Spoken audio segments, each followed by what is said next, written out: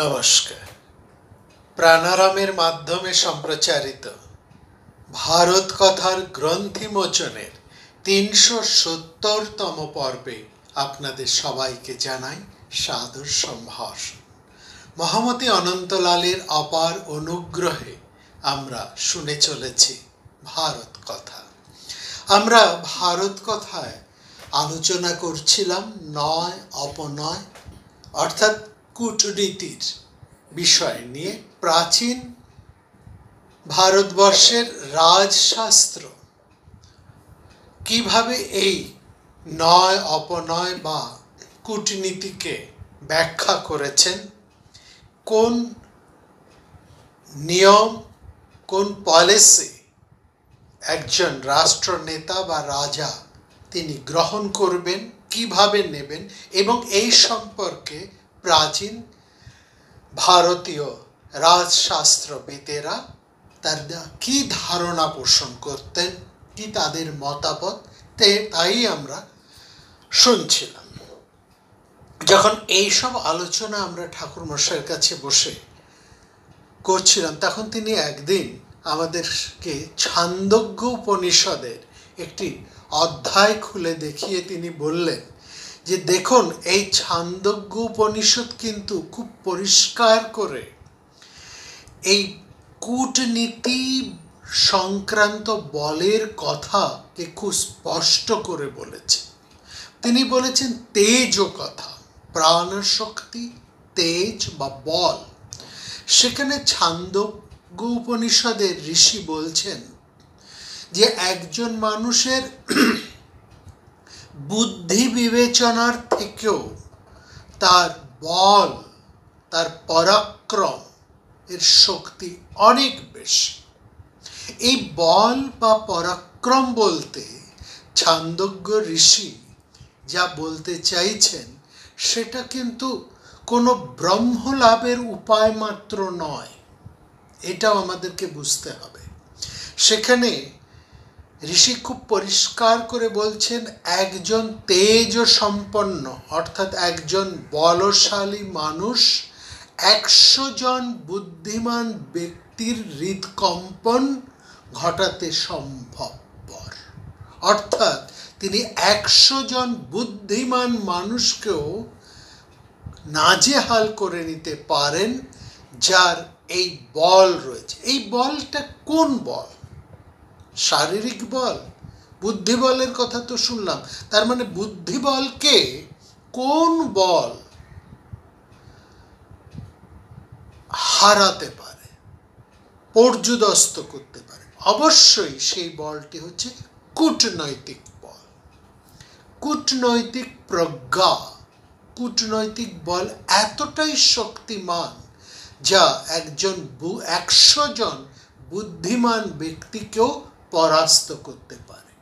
এখানে এই বলের প্রাধান্যটিকে কিন্তু এখানে বলা হয়েছে। এটা কোনো পরম তত্ত্ব দার্শনিকের পরম তত্ত্ব হিসেবে আমাদের ধরতে হবে না। এখানে এই যে বল, এই যে কূটনৈতিক বল, তা অন্য মানুষের চিত্ত বিকার ঘটায়। বলং হি চিত্তং বিকোরতি, এটা হচ্ছে একদম স্পষ্ট কথা। সুতরাং যে রাষ্ট্রনেতার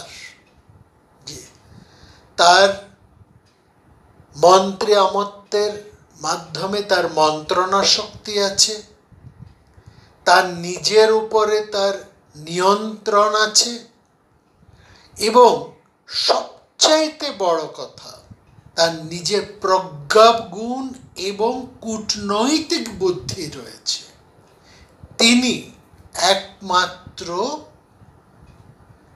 এই লেজিটিমেট ফোর্সের মাধ্যমে তিনি সমগ্র রাষ্ট্রের সুস্থিতিকে বজায় রাখতে পারেন এবং অন্য রাজ্যকে বিপর্যস্ত করে নিজ রাজ্যের সমৃদ্ধিকে এগিয়ে নিয়ে যেতে পারেন। এটা হচ্ছে একটা রাজার প্রধান বল, বা যাকে তার কূটনৈতিক বল বা কূটনৈতিক নীতি বলা হচ্ছে। এই কূটনৈতিক নীতিটাকেই কিন্তু মহাভারত অনেক ক্ষেত্রে নয় বলে বর্ণনা করেছে। এই ধারণাটা একই রকম ভাবে শুক্রাচার্য পোষণ করতেন। শুক্রাচার্য বলছেন একজন সাহসী, উদ্যমী এবং রাজনীতিজ্ঞ রাজনীতিজ্ঞ রাজার তিনি যেভাবে এই নয়কে ব্যবহার করতে পারবেন, অর্থাৎ কোন কৌশলে স্বরাষ্ট্র এবং পররাষ্ট্রের বিরুদ্ধ শক্তিকে নিজের অনুকূলে নিয়ে আসতে পারবেন, এবং এই নীতিকে যিনি বোঝেন তিনি হচ্ছেন পরম নয়জ্ঞ। এবং এই নীতির মাধ্যমে, এই কূটনীতির মাধ্যমে, এই ডিপ্লোমেসির মাধ্যমেই তিনি রাষ্ট্রের উন্নতি সাধন করতে পারবেন। এবং আমরা দেখছি আধুনিক কালেও এই বর্তমান যে ডিপ্লোম্যাটিক যে বাতাবরণের মধ্যে আমরা রয়েছি, সেখানেও আমরা দেখছি যে একটি রাষ্ট্রের যে সমৃদ্ধি, যে ডেভেলপমেন্ট, সেটা যেমন সেই রাষ্ট্রের ইন্ডাস্ট্রির উপরে, তার টেকনোলজির উপরে, তার ট্রেডের উপরে, এবং সেখানকার তার সেই রাষ্ট্রের যারা অধিবাসী, যে জনসাধারণ, তাদের ডেভেলপমেন্ট, তাদের লেভেল অফ ডেভেলপমেন্ট কতটা, তার উপরে, এবং সেই রাজ্যের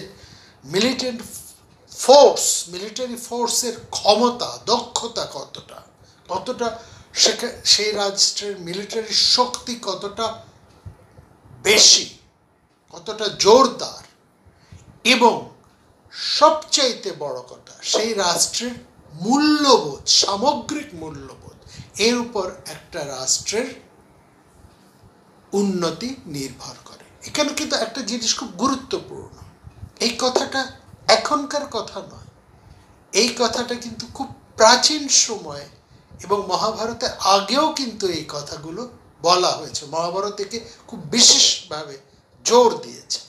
এখানে একটা জিনিস আমাদেরকে খুব বিশেষ করে লক্ষ্য করার, যেটা আমাদের এই আধুনিক কালে যার অভাব আমরা পাই, কি বলছেন?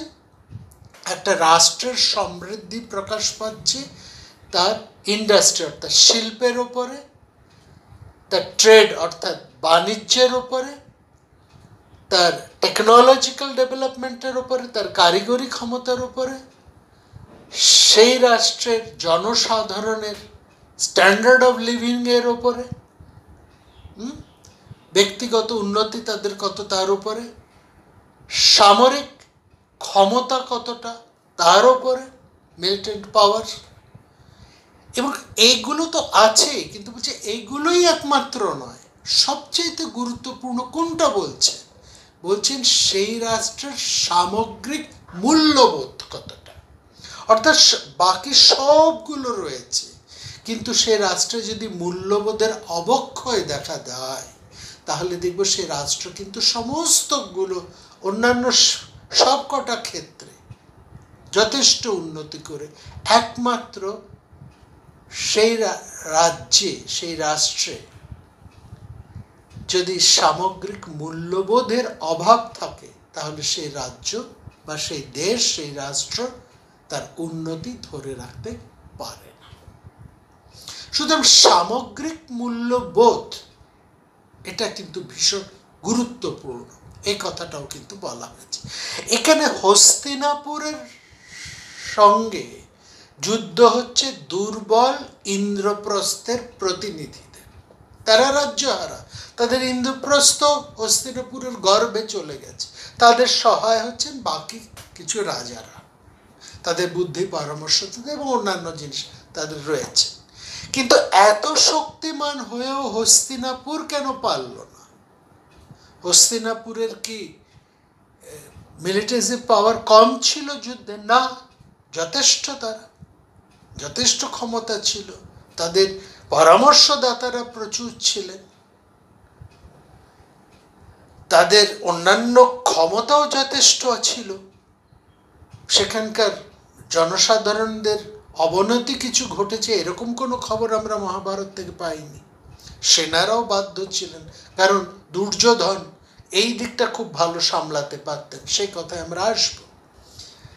তা এতৎসত্ত্বেও, এত বড় শক্তিশালী দেশ হয়েও, এত কিছু সুবিধে থাকা সত্ত্বেও নবোদয়ী শক্তি পাণ্ডবদের কাছে দুর্যোধনদের পরাজয়ের মূল কারণ এখানে যে দুর্যোধনদের মধ্যে মূল্যবোধের অভাব, এবং এই ভীষণ মূল্যবোধের অভাবটা তাদের সমস্ত শাসনযন্ত্রের এবং প্রত্যেকটি পরাক্রান্ত যুদ্ধবীরের মধ্যে ঢুকে গিয়েছে। ফলে তাদের মধ্যে একটা দ্বিধা, তাদের মধ্যে একটা গ্রুপিজম, এইসব জিনিস তৈরি হয়ে গেছে। তারা একত্রিত নয়। পাণ্ডবেরা আছেন একসাথে, তারা এবং তাদের মিত্র গোষ্ঠী, তারা ইউনাইটেড, অনেক বেশি ক্ষমতা নিয়ে, মিলিটেন্সি পাওয়ারে পাণ্ডবদের থেকে কয়েক বেশি ক্ষমতা নিয়ে এবং সুবিধামূলক জায়গায় থেকেও কৌরবদের হারের অন্যতম প্রধান একমাত্র কারণটি, অন্যান্য কারণ যাই থাকুক না কারণ, সবচাইতে বড় কথাটা হচ্ছে সেখানে সামগ্রিক মূল্যবোধের অভাব। এবং এই মূল্যবোধের অভাবের ফলেই আমরা এখানেই দেখব তাদের মধ্যে একটা পোলারাইজেশন শুরু হয়ে গেছে, আলাদা আলাদা হয়ে, কেউ কাউকে বিশ্বাস করছেন না, কেউ, প্রত্যেকে আলাদা আলাদা গ্রুপিজম, একজন আরেকজনকে অসম্মান করছে, একজন নিজে শ্লাঘা দেখাতেই ব্যস্ত, এই ধরনের ভাব এসেছে। ফলে তারা ইউনাইটেড নয় বলে সর্বপ্রকার সুবিধামূলক জায়গায় অবস্থান করেও তারা কিন্তু শ্রীকৃষ্ণের কূটনীতির কাছে হার মানতে হয়েছে। কূটনীতিজ্ঞ মানুষরা কি কৌরব শিবিরে ছিলেন না? যথেষ্ট ছিলেন। শ্রীকৃষ্ণের মতনই কূটনীতিজ্ঞ যুদ্ধ পরাক্রমী মানুষ এদের এখানেও ছিলেন, কিন্তু তাদের মধ্যে ছিল যে অভাব, যেটা ছিল সেটা হচ্ছে মূল্যবোধের অভাব। এটা কতটা গুরুত্ব এটা বোঝাবার জন্য আমরা এতগুলো শব্দ এখানে ব্যবহার করলাম। এবার আমরা যে বিষয়টা নিয়ে এখানে একটু বলবো, এই যে ষড়গুণ্যের কথাটা আমরা বলেছি, এই ষড়গুণ্যের 3 রকমের ফল হতে পারে। ষড়গুণ্যটা হচ্ছে কূটনীতি, সোজা কথায়। ষড়গুণ্য 6টা গুণ আমরা আগের দিন বলেছি: সন্ধি, বিগ্রহ, যান, আসন, সংশ্রয় এবং দ্বৈধীভাব। এইটি নিয়ে আমরা পরে বিস্তারিত আলোচনায় যাব। আমরা এই যে 6টা গুণ, এই 6টা গুণকে একসঙ্গে কাজে লাগিয়ে যা নীতি নির্ধারণ করা হয়, সেই নীতিকেই বলা হচ্ছে কূটনীতি। কিন্তু মনে রাখতে হবে, এই যখন এই কূটনীতি, আমরা ষড়গুণ বা কূটনীতি যেই শব্দই আমরা এটাকে বলি না কেন, মহাভারতীয় শব্দে বলতে হলে আমাদেরকে ষাটগুণ্য বা ষটগুণ বলবো। আধুনিক কথায় আমরা ডিপ্লোমেসি বলতে গেলে আমরা কূটনীতি এই শব্দটা ব্যবহার করব। তো এই নীতির 3 রকমের ফল হতে পারে। এই নীতি প্রয়োগের ফলে 3 রকমের ফল দেখতে পারে। অর্থাৎ প্রথম ফল হতে পারে ক্ষতি বা ক্ষয় বা অবনতি, আরেকটা হতে পারে স্থিতাবস্থা, যেমন আছে ঠিক তেমনই, আর একটা ফল হতে পারে বৃদ্ধি বা উন্নতি। এই 3টে ফল হয়। যা রাজনৈতিক স্থিতি ছিল, এই ষড়গুণ্য এবং ওই 3টি কে আমরা ব্যবহার করে, তার সাথে ষড়গুণ্যকে আমরা যদি যুক্ত করি, 3টি হচ্ছে প্রভু শক্তি, মন্ত্র শক্তি এবং উৎসাহ শক্তি। এই 3টি শক্তির সাথে এই 6টি গুণ, ষড়গুণ্যকে, মানে এই প্রভু শক্তি, মন্ত্র শক্তি এবং উৎসাহ শক্তির সাথে আমরা কূটনীতিকে, এই দুটিকে একত্র করে আমরা যে পলিসি না হলো একজন রাষ্ট্রনেতা যে পলিসি নিলেন, যে পলিসি, যে নয়কে তিনি ব্যবহার করলেন, তার পরিণাম তিন ধরনের হতে পারে। প্রথম পরিণামটা কি? যা তার অবস্থা ছিল তার থেকে তার ক্ষতি হলো, অবনতি হলো।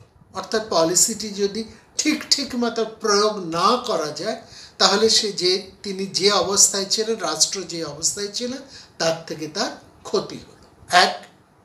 দ্বিতীয় হতে পারে এমন একটা অবস্থা হলো, অবস্থাটা ভালোও না মন্দও না, এটা হলো স্থান বা স্থিতাবস্থা, এইরকম হতে পারে। আর তৃতীয় বা শেষ যেটা হতে পারে, যেটা যার জন্যই এই কূটনীতির প্রয়োগ করা হয়, নয়ের প্রয়োগ করা হয়, সেটি হচ্ছে বৃদ্ধি, অর্থাৎ তার উন্নতি হলো বা উপচয় হলো। এই তিনটি ফল হতে পারে। তো এইখানে এই এই তিনটি প্রভু শক্তি, মন্ত্র শক্তি এবং উৎসাহ শক্তি, তার সাথে ষটগুণ্য অর্থাৎ কূটনৈতিক বুদ্ধি, এই মিশ্রণ করে যে পলিসি নিল, তাতে যদি উন্নতি হয়, আমি আমার যা ছিল তাকে তো রক্ষা করলাম, বরং যা ছিল না তাও অর্জন করে নিলাম বা তাকে বাড়িয়ে নিলাম, তাহলে সেটা হচ্ছে আমার নয়। আর সেটা যদি আমি না করতে পারি, আমার যদি সেটা নষ্ট হয়ে যায়, তাহলে সেটা হলো আমার অপনয়। এই অপনয়ের দু রকমের হতে পারে, আমার ক্ষতি হতে পারে বা ক্ষতিও হলো না আবার লাভও কিছু হলো না, এরকম একটা স্থিতাবস্থাও হতে পারে। এবার এই প্রাচীন শাস্ত্রবিদরা আরেকটা গুরুত্বপূর্ণ কথা এখানে বলছেন। তারা বলছেন যে রাজা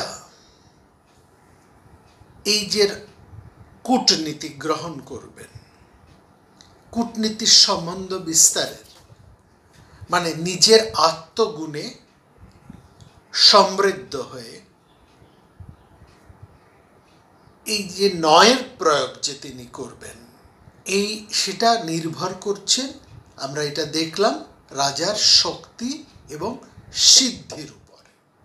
এই শক্তিটা হচ্ছে রাজার বল, এই বলটাকে বলা হচ্ছে কূটনীতি। আর সেই বল লাভে রাজার যে সিদ্ধি হচ্ছে, সুখ আসছে, সেটাকেই বলা হচ্ছে শক্তি। এই তিন রকমের এই শক্তির কথা আমরা আগেই বলেছি। এই শক্তিগুলো হচ্ছে তার প্রভু শক্তি, মন্ত্র শক্তি এবং উৎসাহ শক্তি। এই রাষ্ট্রনীতির ক্ষেত্রে এই যে কূটনৈতিক যে প্রয়োগ কৌশল একজন রাজা নেবেন, সেটা আমরা বলেছি, সেই কূটনৈতিক কৌশলটি হচ্ছে 6টি গুণ বা 6টি উপায়ের উপরে, যাকে ষটগুণ্য বলেছি। এই গুণের প্রথমটাও আমরা বলেছি সন্ধি।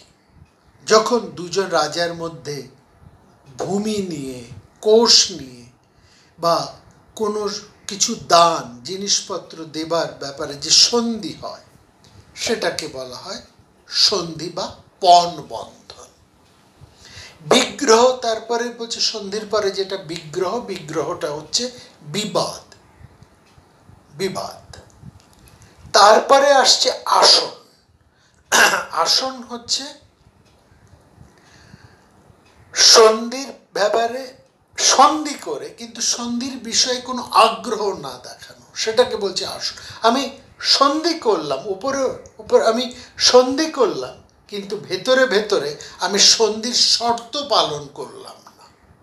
এমন হচ্ছে আমি একটা রাষ্ট্রের সাথে, একজন রাষ্ট্র নেতা আরেক রাষ্ট্র নেতার সাথে সন্ধি স্থাপন করলেন, কিন্তু পরবর্তী সময়ে দেখা গেল একজন রাষ্ট্রনেতা সেই সন্ধির শর্ত মানছেন না, তাকে এই অবস্থাকে বলা হয় আসন। আর নিজের শক্তি বৃদ্ধি করে, যদি এরকম হয়, নিজের শক্তি বৃদ্ধি করে যখন একজন রাষ্ট্রনেতা অন্য রাষ্ট্রনেতার প্রতি যুদ্ধ আরম্ভ করেন, অভিযান, সেটাকে বলা হচ্ছে যান।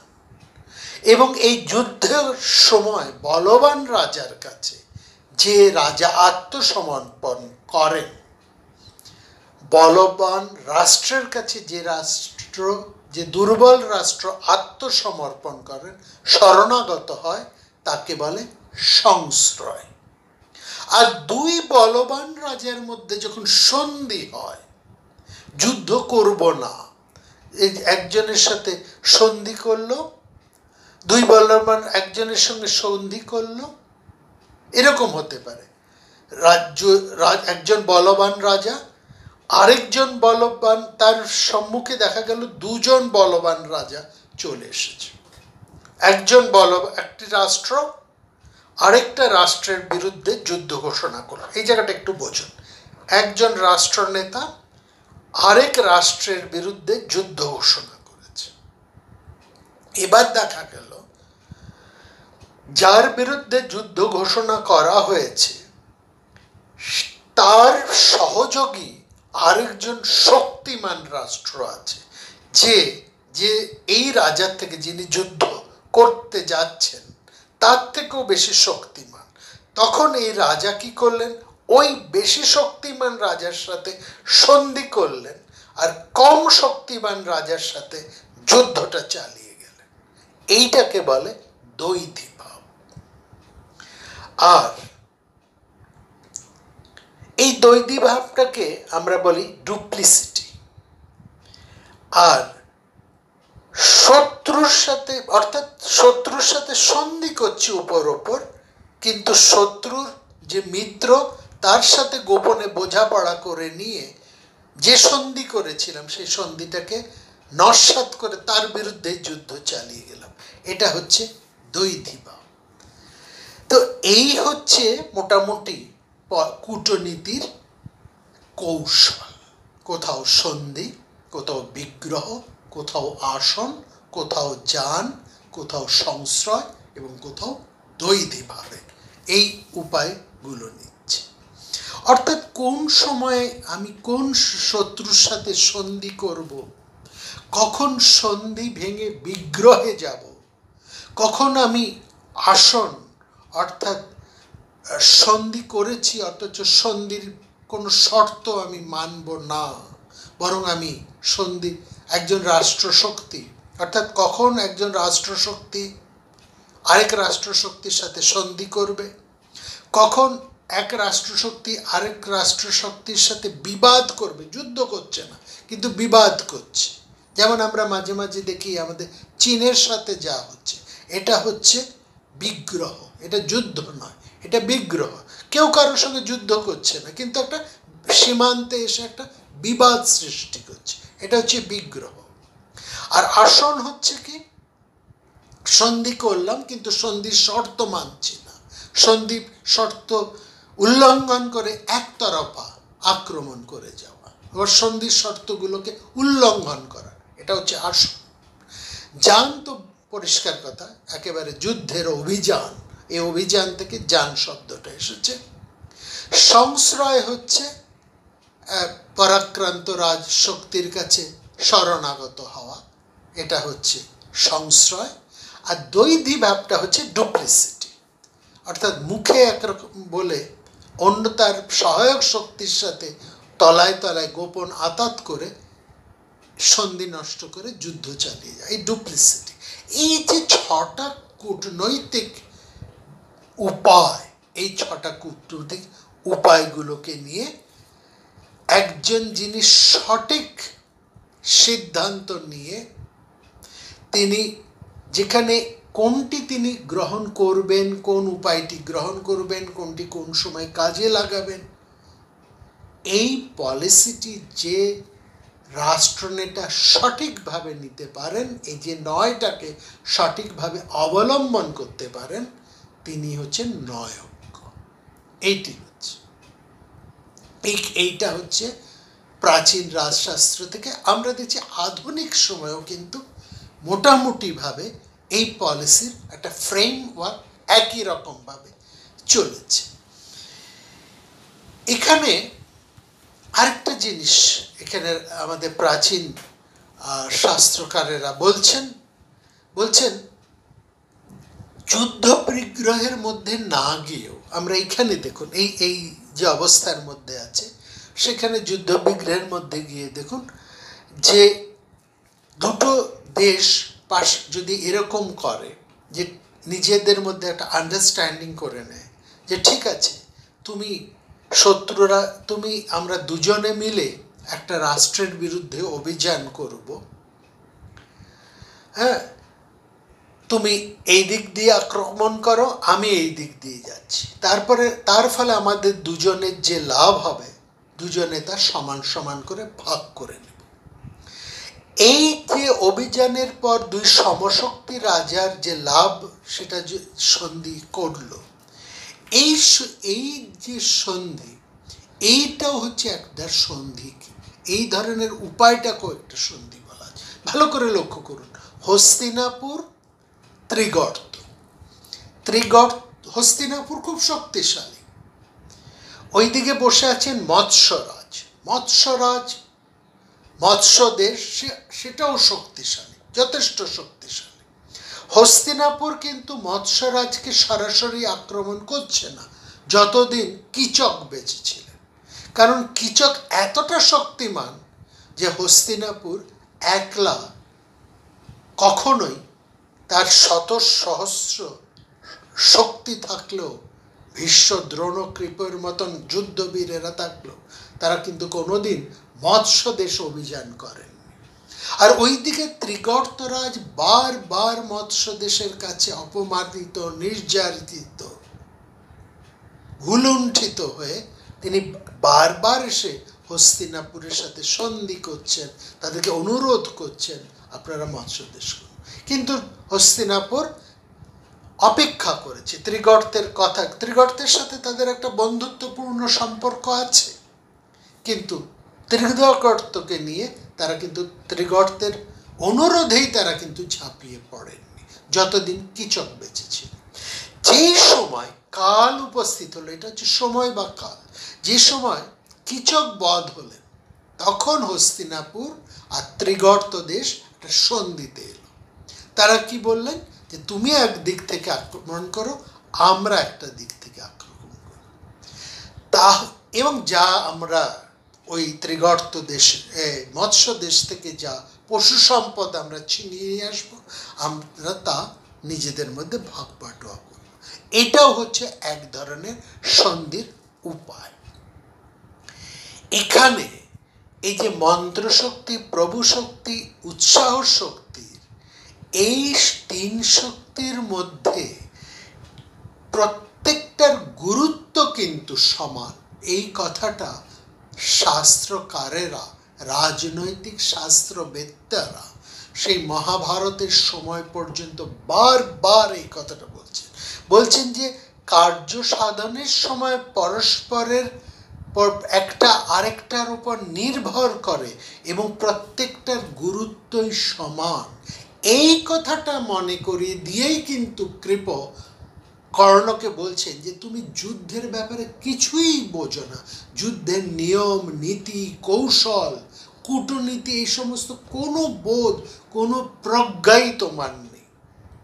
অর্থাৎ এই যে তিনটি এই যে অভিযানের ঔচিত্য, একটা বিষয়, আমি যে অর্জুন আসছে আর অর্জুনের বিরুদ্ধে তুমি যুদ্ধ করতে যাচ্ছ, এবার যে নিজেদের সুরক্ষার জন্য তোমাকে কিন্তু এই সময়টা বুঝতে হবে।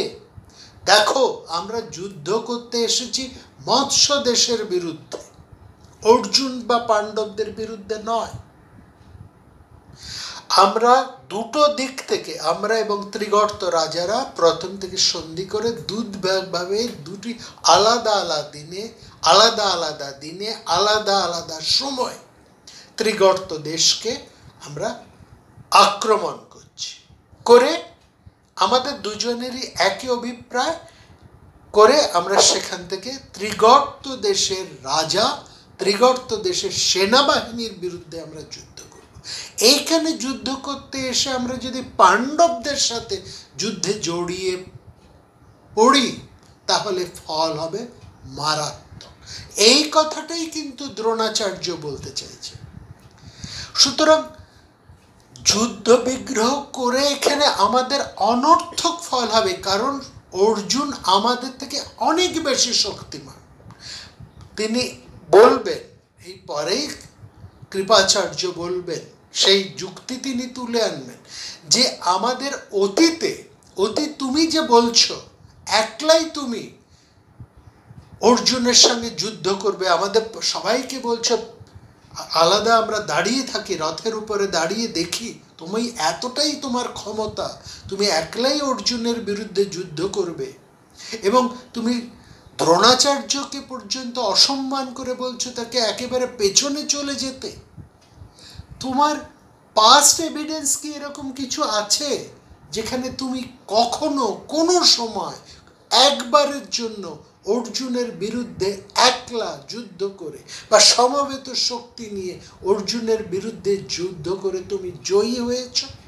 এমন একটা কোনো ইনসিডেন্ট, এমন একটা কোনো পাস্ট এভিডেন্স কি আমাদেরকে দেখাতে পারো? সেটা তো তোমার নেই।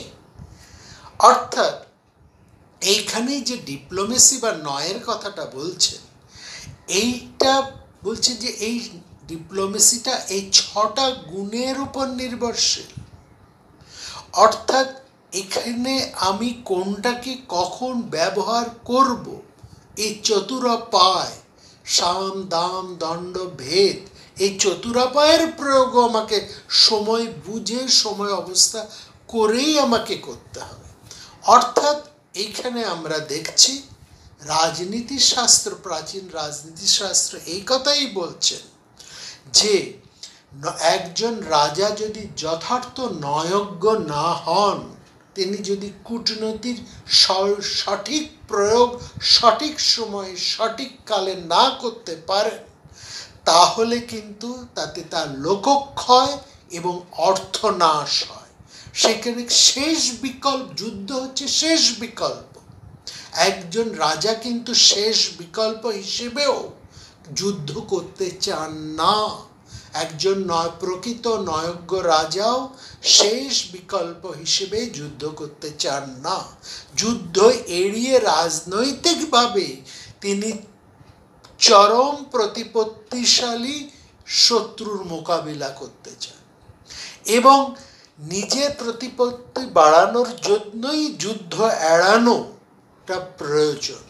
এবং একজন নয়জ্ঞ রাজা সবসময় চেষ্টা করবেন, আমরা দেখছি বৃহস্পতি থেকে, কামন্দক থেকে, মনু থেকে, শুক্রাচার্য থেকে প্রত্যেকেই বলছেন একজন নয়জ্ঞ রাজা সবসময় চেষ্টা করবেন যাতে সাম দান দণ্ড এসের মাধ্যমে, সাম দাম এবং ভেদের মাধ্যমে, এই চতুরাপায়ের 3টি উপায়ে, সাম দান এবং ভেদ, এর মাধ্যমে কার্যসিদ্ধি করতে, এবং কোনোভাবেই তিনি শেষ বিকল্প দণ্ড বা যুদ্ধে আসবেন না। যদি সাম এবং দানের মধ্যে দিয়েই বিজয় লাভ করা যায়, তবে সেই বিজয় হচ্ছে শ্রেষ্ঠ বিজয়। আর যদি ভেদনীতি গ্রহণ করে বিজয় লাভ হয়, তাহলে সেই বিজয় হচ্ছে মধ্যম মানের। আর যুদ্ধ করে যদি বিজয় লাভ করতে হয়, তার থেকে জঘন্য কিছু নেই। এটা ভীষ্ম পর্বে আমরা আবার বিস্তারিতভাবে আলোচনা করব। সুতরাং এখানে আমরা দেখছি সমস্ত পূর্ব আচার্যরা, বৃহস্পতি থেকে, মনু মহারাজ থেকে, তারা বলছেন যুদ্ধ এড়ানোটাই হচ্ছে সবচাইতে বুদ্ধিমানের কাজ, এবং একজন নয়জ্ঞ রাজা তাই করবেন। হঠাৎ করে যুদ্ধে ঝাঁপিয়ে পড়াটা, নিজের পরাক্রম দেখানোটা কখনোই কোনো বুদ্ধিমানের কাজ হতে পারে না, কোনো কূটনীতির সার্থকতাও হতে পারে না। সুতরাং যুদ্ধ এড়ানোর প্রয়োজনেই তাকে কিন্তু কূটনীতির প্রয়োগ করতে হবে, এবং যুদ্ধ এড়ানোর জন্যই সাম দান ভেদের প্রয়োজন করতে হবে। সাম হচ্ছে সেই নীতি যাতে দুই রাজা পরস্পরের মধুর ব্যবহারে মিত্রভাবাপন্ন হয়ে ওঠে, নিজের কোনো ক্ষতি না হয়। দানের মাধ্যমে তাকে কিছু মেনে নিতে হবে, আর ভেদের মধ্যে দিয়ে শত্রুকে দুর্বল করে ফেলা। সুতরাং অর্জুন যেখানে আসছেন সেখানে আমাদের সরাসরি যুদ্ধে অবতীর্ণ হওয়াটা কোনো কাজের নয়। এই কথাটাই কিন্তু বারবার দ্রোণাচার্য বলতে চেয়েছেন। তিনি অর্জুন আসছেন বলে সবাইকে সতর্ক করছেন, কারণ 13 বছরের এক বিশাল ক্ষুধা নিয়ে এবং প্রভূত দৈব শক্তিতে শক্তিমান হয়ে অর্জুন কিন্তু এবার আসছেন। অতীতে অর্জুনের যখন এত শক্তি ছিল না, তখনও কর্ণ, দুর্যোধন তারা কেউ অর্জুনের মুখোমুখি হতে পারেননি। এমনকি এই কুরুবৃদ্ধেরা তারাও কিন্তু বারবার অর্জুনের হাতে বিপর্যস্ত হয়েছে। এর উদাহরণ তো আমরা ঘোষ যাত্রায় দেখেছি, আরো অন্যান্য অনেকবার আমরা দেখেছি। সুতরাং কর্ণ, তুমি কোন এত আত্মশ্লাঘা করছো কিসের ভিত্তিতে? তোমার কি এমন কোনো প্রাচীন অর্থাৎ অতীতে তোমার কি এমন কোনো ইতিহাস আছে যেখানে তুমি অর্জুনের সাথে মুখোমুখি হয়ে যুদ্ধ করতে পেরেছো? অতএব এখানে আমাদের সবচাইতে আসল এবং সবচাইতে সঠিক পন্থাটি হচ্ছে দ্রোণাচার্য যে কথা বলেছেন সেটিকে মেনে নেওয়া। এটি হচ্ছে কৃপাচার্যের মূল বক্তব্য। এই বক্তব্যের পর কি ঘটনা তারপরে ঘটলো আমরা শুনব আগামী